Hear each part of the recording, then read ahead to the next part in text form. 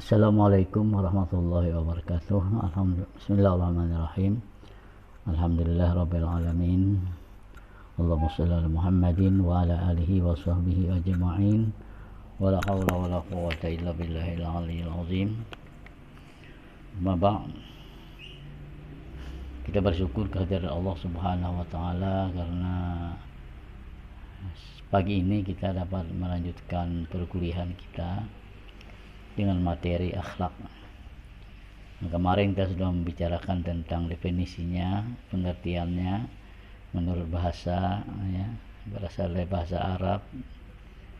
Khuluqun, jamakannya plural. Akhlak, artinya beberapa akhlak. Nanti memang ada beberapa akhlak akan kita bahas. Atau kepribadian juga bisa diartikan seperti itu, khuluq itu.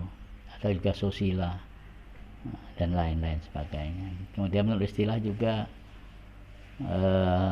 kita temukan beberapa pendapat para tokoh, ya, para tokoh akhlak seperti Imam Ghazali kemarin. Kemudian Profesor Dr. Muhammad Amin, ya, dalam bukunya Akhlak, pengantar ilmu akhlak gitu, ya, pendapat Ibnu Maskawais, pendapat Bapak Abu Bakar Jabir Al-Zuzuri. Ini banyak itu kemarin diartikan akhlak bermacam-macam. Maka dari beberapa pendapat itu mungkin dapat kita tarik satu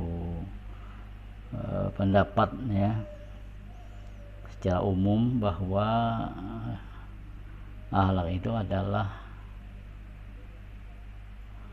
perangai yang melekat pada diri seseorang.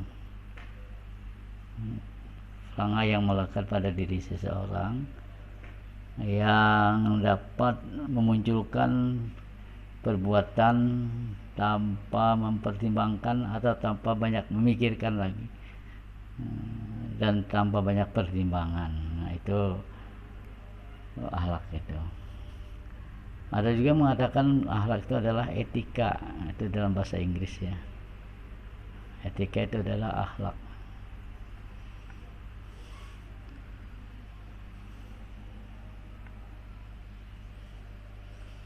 Secara mendasar, ya bahkan ada akhlak dikatakannya itu adalah watak atau kebiasaan yang dilakukan berulang-ulang, gitu, ya. Kebiasaan dilakukan berulang-ulang disebutkan watak atau disebutkan juga akhlak, gitu, ya. Kemarin gitu sudah dibicarakan. Bahkan secara mendasar akhlak itu erat kaitannya dengan kejadian manusia.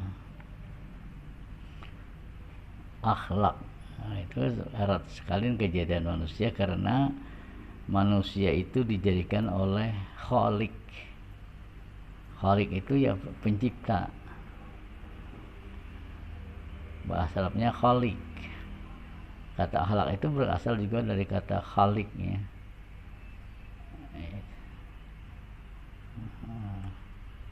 Kemudian khalik dengan huluk, dengan akhlak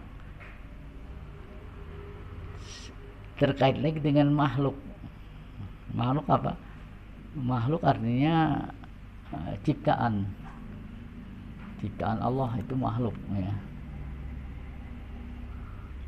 Ada akhlak, huluk, khalik, makhluk, itu satu akar kata menjadi huluk, menjadi khalik, menjadi makhluk. Jadi itu sangat terkait. Kenapa?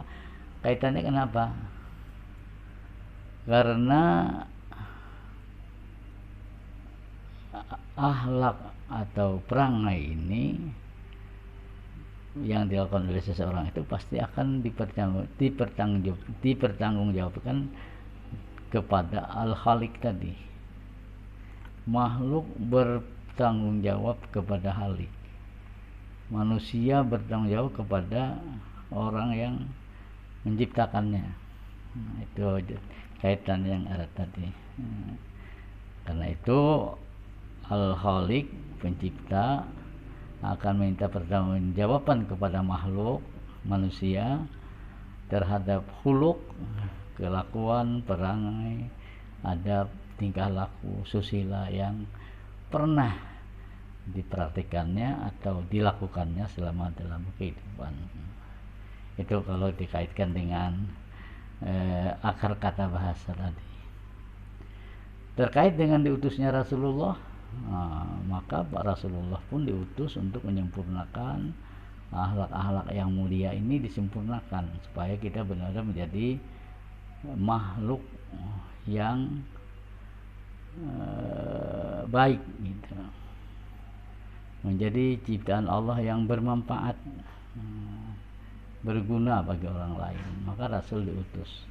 Hadis Nabi mengatakan innama bu'istu liutammima makarimal akhlak. Hanya saja aku diutus oleh Allah untuk menyempurnakan akhlak yang mulia. Akhlak itu memperbaiki hubungan manusia dengan Khalik, yaitu dengan Allah. Memperbaiki manusia, hubungan manusia dengan makhluk. Memperbaiki hubungan manusia dengan Rasul. Memperbaiki hubungan manusia dengan alam, ya. Memperbaiki kehidupan manusia dengan dirinya sendiri.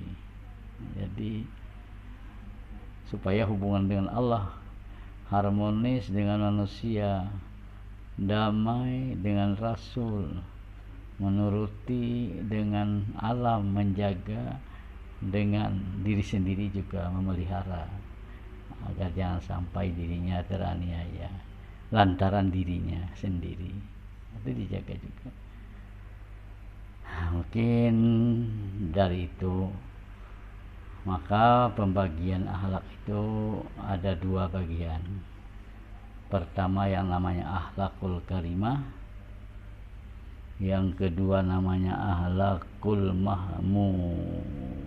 mazmumah. Ya, saya ulangi. Pertama akhlakul karimah atau akhlakul mahmudah. Jadi sama akhlak karimah dengan akhlak mahmudah itu sama. Akhlak yang terpuji, akhlak yang mulia. Itu yang pertama. Yang kedua adalah akhlak mazmumah. Bahasa Arab ini. Mazmumah artinya akhlak yang buruk, ya. Akhlak yang tercela, bukan yang mulia, bukan terpuji, tapi buruk dan tercela. Itu pembagiannya. Karena tidak lepas dari dua ini dalam kehidupan ini. Seseorang itu bisa berakhlak baik, bisa berakhlak tidak baik. Kalau dia berakhlak tidak baik, maka berarti dia mendapatkan keburukan, dan berarti dia berakhlak mahmudah atau berbuat baik, maka dia akan mendapat keberuntungan. Ini akhlakul mahmudah itu apa? Akhlak terpuji dan mulia itu apa? Akhlak yang terpuji itu atau akhlak mahmudah itu adalah segala macam sikap dan tingkah laku yang baik. Sikap tingkah laku yang baik atau perbuatan dan kegiatan yang baik itu termasuk akhlak yang mulia tadi. Perangai yang mulia, pribadi yang mulia, atau sosila yang terpuji, yang baik ini.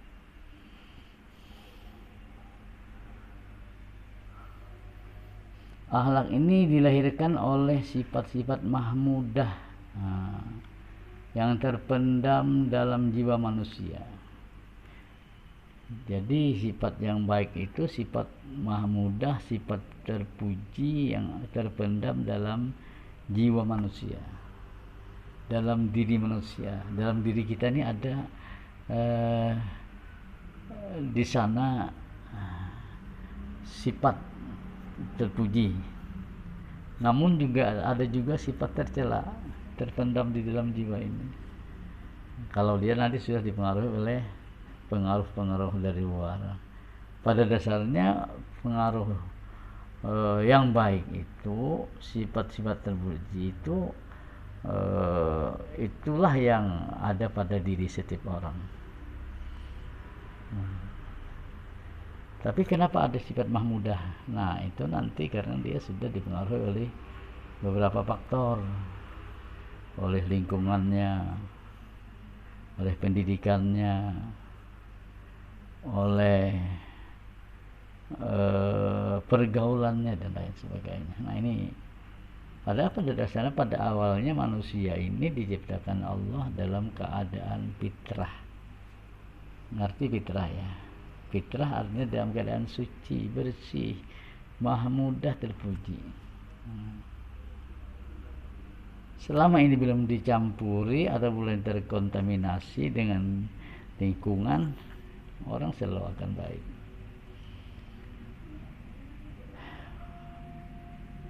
Berakhlak terpuji artinya menghilangkan adat dan kebiasaan yang tercela, yang dilarang oleh agama, serta menjauhkan diri dari perbuatan tercela tersebut. Kemudian membiasakan adat-adat kebiasaan yang baik. Nah, ini itu mendapatkan akhlak yang terpuji, akhlak yang mulia, akhlak yang baik tadi adalah dengan menghilangkan adat kebiasaan yang buruk, yang tercela, yang dilarang oleh agama.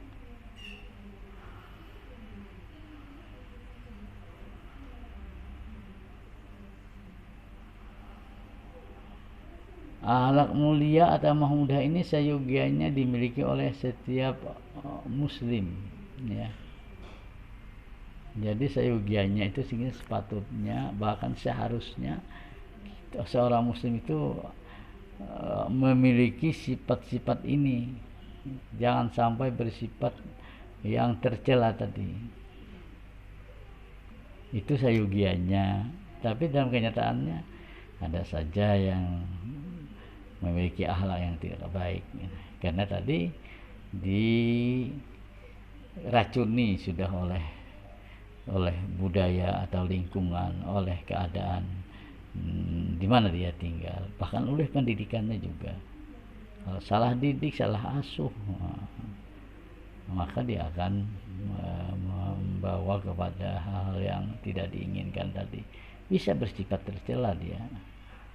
Nah, itu kita ya, setiap pendidikan itu pun seperti di yayasan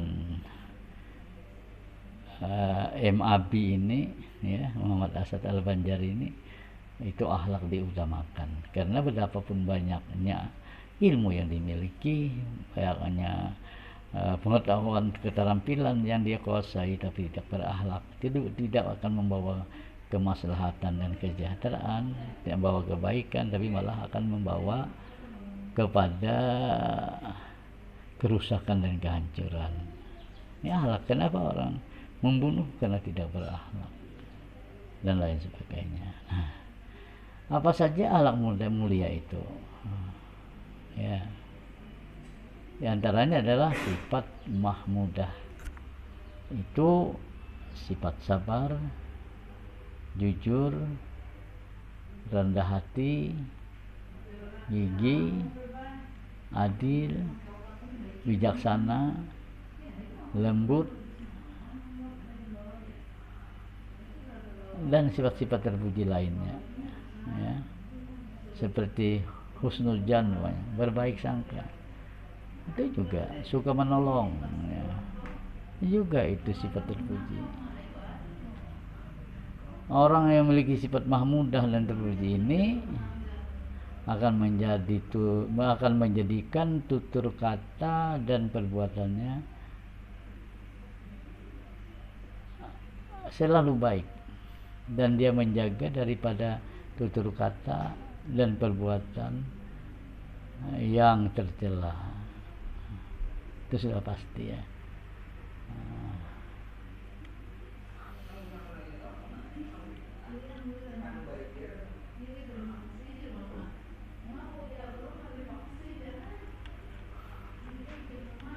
Jadi barangkali itu yang perlu kita camkan ya dalam pertemuan ini. Nanti akan kita ulang lagi mungkin dalam pertemuan yang lain. Dan untuk hari ini kita cukupkan dulu